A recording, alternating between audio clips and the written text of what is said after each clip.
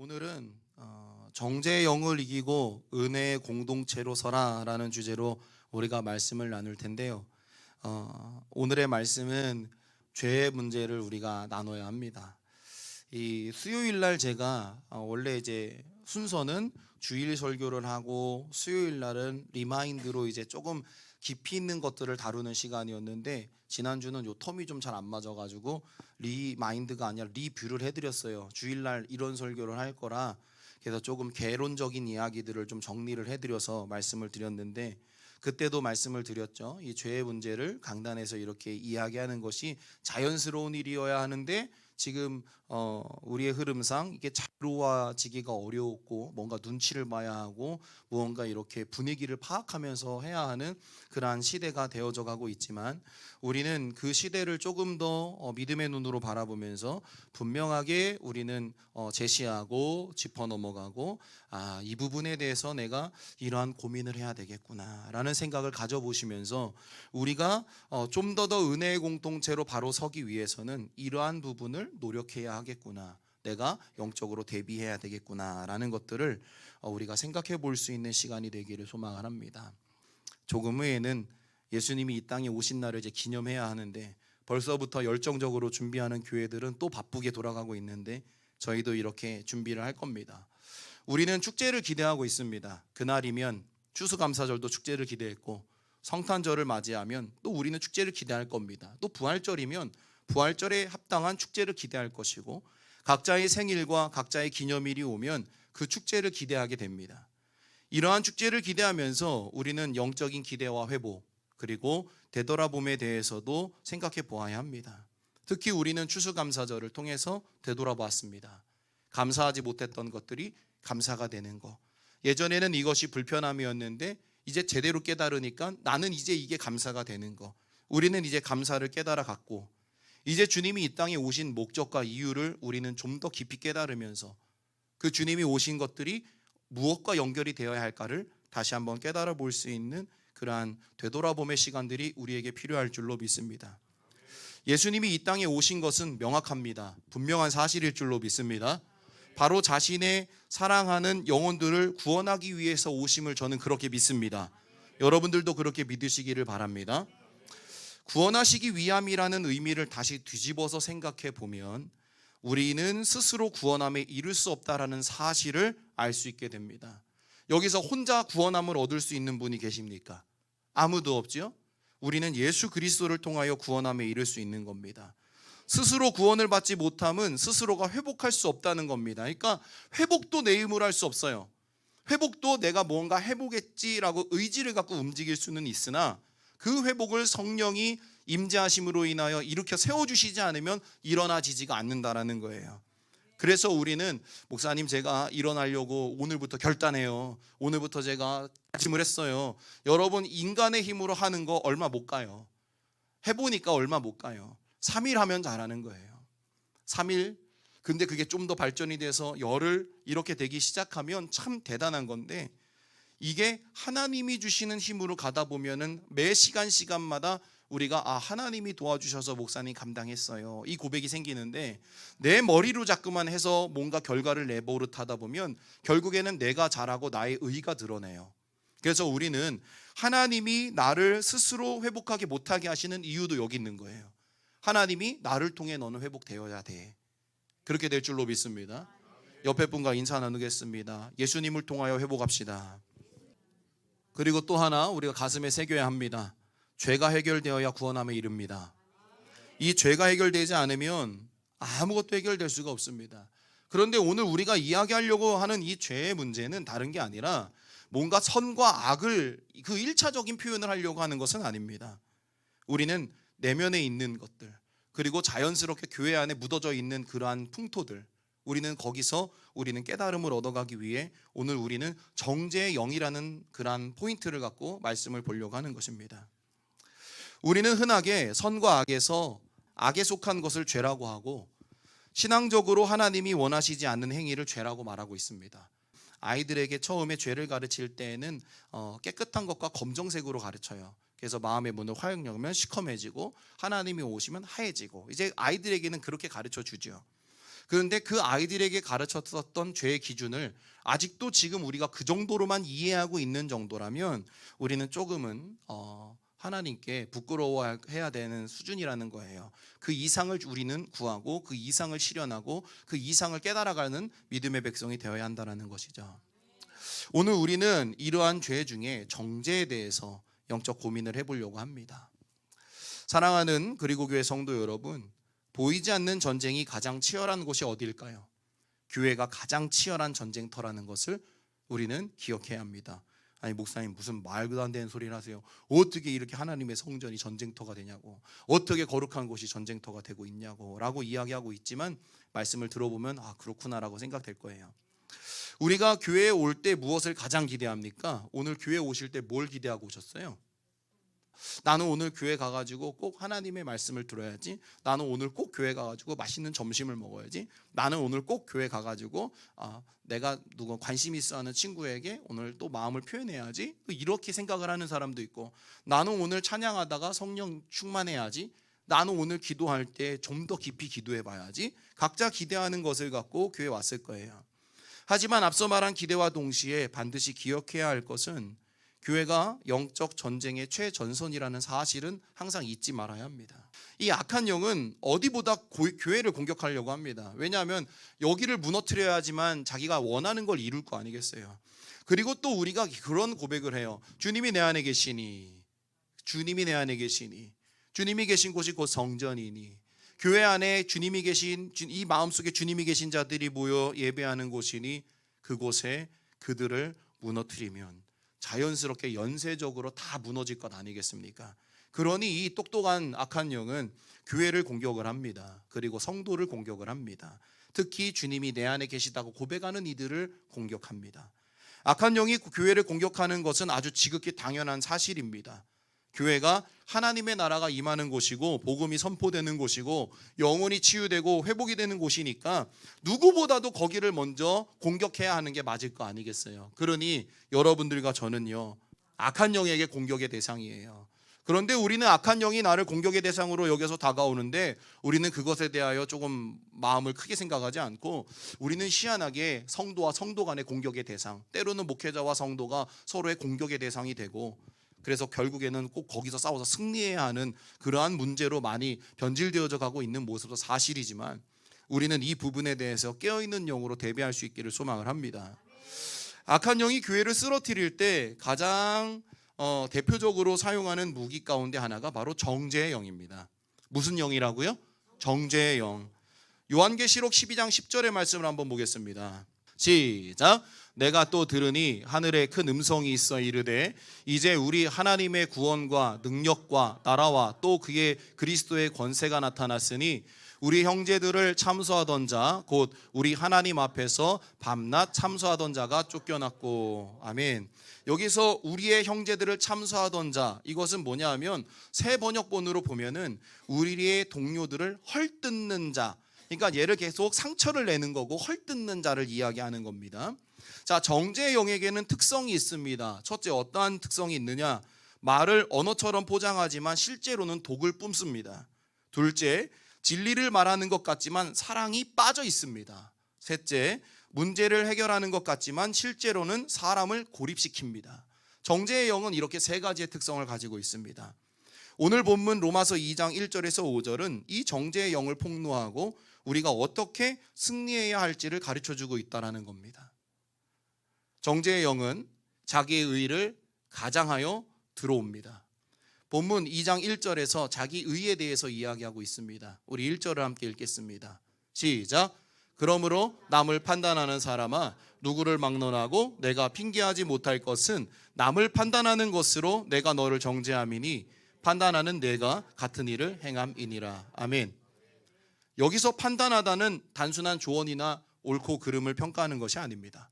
상대를 정죄하고 공격하고 깎아내리는 마음의 상태를 말하고 있는 것입니다. 그리고 정죄의 영이 무서운 점이 무엇이냐면 사람을 통해서만 들어온다는 거예요. 그 사람이 누구예요? 바로 우리라는 것이죠. 예를 들면은 야, 아무리 앞에서 얘기해도 저거는 그냥 얘기야. 상황은 내가 잘 알아. 내 말이 옳아. 이러한 생각들. 목사님이 뭘 알겠냐? 내 말이 옳아. 아이들이 엄마, 목사님은 이렇게 말씀하셨어. 근데 목사님은 아직 몰라. 인생을 더 산 내가 더 잘 알아. 엄마 말이 맞아. 이렇게 많은 이야기들을 해요. 내가 옳아. 심지어 아니 목사님이 사업을 해봤어? 사업을 어떻게 알아? 그러니까 목사님 사업 몰라. 목사님이 성경에 있는 얘기만 하는 거야. 그러니까 상황은 내가 잘 알아. 내가 맞아. 이러한 생각들. 저 사람은 틀렸어. 내가 봤으니 저 사람은 틀려먹었어. 아무것도 안 돼. 제가 뭘 하겠냐. 이러한 생각들. 나는 그럴 자격이 있어. 다시 말해 나는 그렇게 판단할 수 있는 자격. 나는 뭔가 오늘 합리적으로 내 마음대로 뭔가를 결단해도 되는 그러한 모습들. 저 사람은 나보다 영적으로 한참 밑이야. 야 봐봐. 기도는 내가 더 많이 하지 않냐? 이런 생각들. 내가 교회에 얼마나 충성을 하는데, 내가 교회에 얼마나 헌금을 많이 하는데, 내가 얼마나 교회를 위해서 했는데 라는 그러한 인간의 생각들이 이게 정죄의 영을 통해서 사람을 통해 내 입술을 통해 교회 안으로 계속해서 들어오고 있다는 것이죠. 이 태도는 처음에는 작은 생각으로 시작이 됩니다. 하지만 거기에 정죄의 영이 붙으면 마음이 변하고 말이 변하고 태도가 변해버립니다. 이 정죄의 영이 만들어내는 결과는 아주 명확합니다. 누구의 의? 자기의 의. 이게 드러나는 거죠. 근데 이 자기의 의에 빠지는 것은 꼭 성도님들만의 문제는 아닙니다. 앞에 있는 주의 종들도 마찬가지입니다. 모든 그리스도인들이 이 자기의 의에서 빠져서 허우적거리고 있고, 내가 이 의에 사로잡혀 사는 줄도 모르고 항상 내 말은 다 맞아라고만 표현을 하고 있죠. 가장 위험한 발언입니다. 가장 위험한 태도입니다. 그래서 우리가 이것을 경계하고 깨달을 수 있기 위해서는 우리가 주님 앞에 가까이 가는 방법 외에는 솔직히 방법이 없습니다. 여러분, 아이들이 이렇게 예전에는 눈빛이 너무 아름답고 순하고 귀엽고 그냥 우수가 가득 찬 눈빛이었던 아이들이 어느 날 좀 큽니다. 조금씩 큽니다. 그리고 얘네들이 눈빛이 바뀌기 시작을 합니다. 저는 이렇게 아이들을 볼 때에, 사람을 볼 때 눈을 이렇게 보잖아요. 그러면 이 사람의 눈은 빠져들 것 같은 눈들이 있는데, 이 눈은 초점이 없는 눈들도 있고요. 뭘 생각을 하는지, 지금 나랑 이야기하는데도 딴 생각을 하고 있는지, 그리고 내가 오늘 이야기를 나누고 있는데도 아무런 감흥이 없는지, 그러한 눈빛들이 참 많이 보여요. 어릴 때 학교 다닐 때 항상 제가 뭐 자랑하는 건 아닌데 선생님들이 항상 얘기했어요. 건우는 눈빛이 좋다고, 얘는 눈빛이 살아있다고. 그런 얘기를 참 많이 들었어요. 여러분들은 아니신 것 같지만. 영어 선생님이 한 번은 그랬어요. 지금도 기억이 나는데, 고등학교 2학년 때 김성환 선생님이라는 영어 선생님이 저한테 항상 그랬어요. 야, 눈빛이 얘처럼 좋아야 돼. 제가 이렇게 뒤에 있었는데도 너 일어나봐 이랬더니 얘처럼 눈빛이 좋아야 된다고 이런 얘기를 했어요. 그때 제가 느꼈죠. 난 눈빛이 좋구나. 선생님에게 참 감사해요. 별로 이렇게 교감이 많이 없는 선생님이었는데도 불구하고 눈빛이 좋다고 말씀해 주셔서 그때부터 나는 좀 눈빛이 있구나. 그래서 이제 군대에 가서도 그런 이야기들을 들어보면서 눈빛이 참 중요하구나. 여러분, 눈빛이 살아있기를 소망을 합니다. 아주 그냥 반짝반짝하기를 소망을 합니다. 제가 눈빛의 무서움을 언제 또 느꼈냐면, 중국 선교를 이제 아버지 쫓아서 갔었을 때, 아버지 쫓아서 이제 중국 선교를 가서 하루 종일 말씀을 전하는데 하루 종일 앉아 있거든요. 아침 먹고 점심까지 말씀을 계속 선포하세요. 그리고 점심 1시간 먹고 잠깐 쉬었다가 점심부터 저녁까지 또 저녁 먹을 때까지 또 말씀을 계속 선포해요.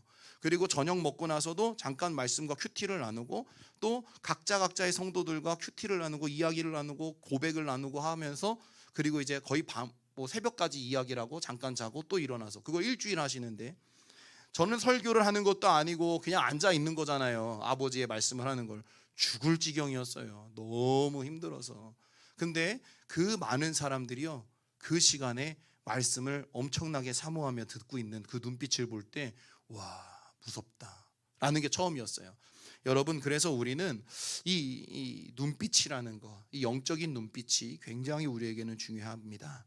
그래서 우리는 자기의 의의를 드러내지 않기 위해서는 우리는 항상 예수님이 나에게 주시는 은혜로 다스림을 받는 그러한 영적인 태도가 우리에게 필요한데, 이 태도는 처음에는 작은 생각으로, 아까 이야기했었던 정죄의 영의 태도들은 처음에는 작은 생각으로 시작이 되지만 거기에 정죄의 영이 붙으면 마음이 변해버린다고 했죠. 말이 변한다고 했죠. 태도가 바뀐다고 했죠. 이 태도가 공격자의 태도가 된다는 거예요. 이 정죄의 영이 만들어내는 결과는 아주 명확하다고 했어요. 뭐라고요? 자기의 자기의 의의를 표현한다라는 거예요. 자기의 의에는 세 가지 특징이 있다고도 말씀을 드렸어요. 자기의 죄에 눈이 감긴대요. 자기의 의의가 있는 사람은 뭐 한다고요? 자기의 죄에 대해서는 눈이 감겨요. 그러니까 자기의 모습에 대해서는 굉장히 관대해요. 둘째, 다른 사람의 죄는 굉장히 크게 보여져요. 희한하죠? 요만큼 잘못했는데 이따만하게 보이고, 이따만한 자기의 죄는 없는 것처럼 느껴지는 게, 그게 자기의 의의가 드러내는 모습이죠. 세 번째로는 하나님보다 자신이 더 정확한 판단을 한다고 생각을 해요. 그러니까 내 판단이 곧 하나님의 판단이라는 착각을 불러일으키죠. 예수님이 왜 바리새인들을 책망하셨겠어요? 그들의 지식 때문이 아니라 그들의 정죄하는 마음, 정죄하는 습성 때문에 그들을 책망하시는 거예요. 다시 말해 우리에게 정죄의 모습들이 계속 우리 교회에 싹트고 있다면 주님은 분명히 바리새인들을 책망하셨던 것처럼 우리를 책망하실 수밖에 없어요. 야, 바리새인들을 보고도 그렇게 못 깨달았냐? 너네는 왜 이렇게 갈수록 너네들은 정죄하는 마음과 정죄하는 습성에서 자유롭지 못하냐? 너희들을 봐라. 그걸 지키는 것이 다가 아니다라는 걸 이야기해 주시는 것이죠. 정죄의 영은 언제나 내가 옳다는 영이에요. 그러나 성령은 하나님이 옳다는 영이에요. 정죄의 영은 내가 옳아요. 근데 성령은요, 하나님이 옳대요. 다시 말해 정죄는 내 중심이지만 이 성령은 하나님 중심이라는 것이지요. 성령은 나를 보게 합니다. 성령 충만하다? 무언가 내 의의를 드러내고 내 멋있는 기도와 뜨거운 행위를 보이려는 하는 게 아니라, 성령이 임하면 성령이 임할수록 누구를 본다? 나를 보게 하는 거예요. 계속해서 나를 보게 하는 거예요. 더 나를 보게 하는 거고, 예전에도 그냥 덮었던 일들도 다시 끌쳐서, 야, 이거는 너가 그때 실수하고 연약했고 넘어졌던 문제잖아 라고 하나님이 깨닫게 해주시는 게 성령이지, 뭔가 성령 받았다 해서 방언 받았다 해가지고 그 순간은 뜨겁고 은혜롭지만 그것들이 나를 다스리는 과정으로 넘어가지 않으면, 여러분, 우리는 항상 뭔가 그냥 후루룩 타오르고 후루룩 식는 냄비 같은 신앙이 되는 거예요. 그래서 우리에게는 철저하게 성령이 나를 다스려 주시는 역사가 있기를 소망을 합니다. 자, 정죄의 영은요, 관계를 끊고 공동체를 분열시키는 악한 영의 전략이에요. 앞서 계시록 12장 10절의 말씀을 우리는 봤거든요. 참소하는 자. 이 참소는 악한 영의 대표 사역이에요. 우리 그리고 교회 대표 사역은이라고 하면, 아직 우리 그리고 교회가 대표 사역이 뭐가 있을까? 우리는 아직 대표 사역이라고 할 만한 그러한 사역보다는 우리는 예배를 드리는 거고, 좀 더 찬양을 하고 기도하기 위해 쓰는 거죠. 여러분, 다른 이렇게 신앙의 공동체와 우리의 공동체를 한번 이렇게 비교해 보셨으면 좋겠어요. 그러면 비교해 보면 저쪽을 폄하하거나 그렇게 하라는 게 아니라 우리가 좀 더 채워야 할 걸 봐야 되거든요. 그럼 우리는 지금 기도가 뜨겁다고 생각이 됐습니까? 아직은 좀 모자라지 않아요? 제가 생각하는 뜨거움은요, 아자자자자 이게 아니에요. 뭐 차려가듯이 기도하는 것이 뜨거움은 아니에요. 차려가는 거, 여러분 차려쇼 보세요. 길어요, 짧아요? 짧잖아요. 아자 이러잖아요. 예? 그리고 나서 뭐 해요? 뭐 별것도 아니고 사람들 모아놨다가 쫙 보여지고 나서 박수 유도하고 사라져버리죠. 그렇죠? 더 환호를 원하잖아요. 우리는 기도를 차력쇼처럼 하는 건 아니에요. 기도는 마라톤처럼 해야 돼요. 길게 해야 돼요. 쭉쭉 해야 돼요. 제가 그 육상을 할 때는 달리는 보폭이랑 그다음에 이제 컴퍼스를 늘리는 훈련들을 많이 하죠. 그래서 얼마나 더 다리를 많이 뻗을 거냐, 상체의 각도를 어떻게 더 세울 거냐. 그래서 100m 선수는 어떻게 더 컴퍼스를 늘리냐, 200m에서 곡선 주로가 있는 친구들은 곡선을 들어갈 때 이 머리의 각도나 팔의 움직이는 궤적을 다르게 훈련을 해요. 바이크도 코너를 돌 때 이렇게 정면을 보고 가면은 사고가 나는데, 턱을 빼가지고 저쪽 대각을 보면서 코너를 이렇게 들어가면 바이크가 안 넘어져요. 운동회 때 가면 아빠들이 흥분해가지고 이제 아이 체육대 때 막 뛰잖아요. 아빠들이 곡선에서 막 뛰다가, 직선에서 막 뛰다가 곡선에서 어떻게 돼요? 다들 이렇게 뛰잖아요. 이렇게 뛰잖아요. 왜 그래요? 스텝이 안 맞아서 그래요. 의욕은 과한데. 그런데 육상을 한 아빠들은 이 각도를 보고 뛰니까 처음 땅 할 때 인코스에서 출발을 안 해요. 너무 짧은 거니까 바깥에서부터 뛰어요. 이렇게 완만하게 뛰죠. 그러니까 딱 뛰는 아빠들을 보면 야, 저 아빠는 운동을 좀 아는 아빠다. 그냥 앞으로만 뛰는 아빠들은 그냥 내버려 두면 앞으로 가다 앞으로 다 휘잉 지나가죠. 제가 어린이 체육대회 때 많이 경험해 봤어요. 이렇게 우리는 무언가 올바르게 갈 수 있는 길들, 그거를 잘 이해하고 하나님의 길로 갈 수 있는 사람이 되어야 하거든요. 그러니까 우리는 대표적으로 우리 교회가 뭘 하냐? 우리는 뭘 하고 있는가? 우리가 교회가 지금 사역을 하고 있고 예배를 하고 있는 이 방향성이 무엇인가? 방향성 없이 그냥 예배만 드리면 끝이 안 나는 거예요. 명확한 방향성이 있어야 될 줄로 믿습니다. 그런데 지금 우리 교회가 세워야 할 방향성은 지금은 예수 그리스도를 향하여 나아가는 것을 찾아야 되고, 그리고 이 나아가다 보면 죄의 문제에 대해서 분명한 방향성을 다시 설정해야 하고, 그리고 나서 하나님이 우리에게 은혜와 축복을 주실 때에는 더 큰 일들을 거기에 붙이면 되는 거지. 그죠? 우리에겐 그러한 목적이 있어야 될 줄로 믿어요. 자, 정죄의 영이 교회에 들어오면 이러한 현상들이 몇 가지가 나타나는데, 첫 번째는 사람의 말을 왜곡해서 전달을 해요. A가 한 말을 B에게 전달할 때 꼭 왜곡을 해요. 내 생각대로 얘기하죠. 둘째, 연약한 자를 고립시켜요. 가장 연약하고 가장 조금은 뭔가 도움이 많이 필요한 사람들을 고립시켜버려요. 저 사람은 좀 문제가 있어, 함께하면 안 돼. 왜 딱 등져버리는 것들. 여러분, 교회는 반대로 가야 합니다. 그렇죠? 반대로 가야 해요. 근데 이것도 잘 생각을 해야 하는 거예요. 연약한 자가요, 과하게 다가오면 그것도 되게 힘들어요. 과하게 다가오면 그것도 힘들다고요. 그러니까는 묻히는 거죠. 슥 이렇게 묻히는 것과 뭔가 이렇게 팍 하고 하는 건 좀 다른 거예요. 그러니 여러분, 우리가 조금만 더 지혜로워 보면, 왔어요, 그것도 얘는 젊네, 그러면 묻혀버리면 돼요. 그냥 살짝 묻히세요.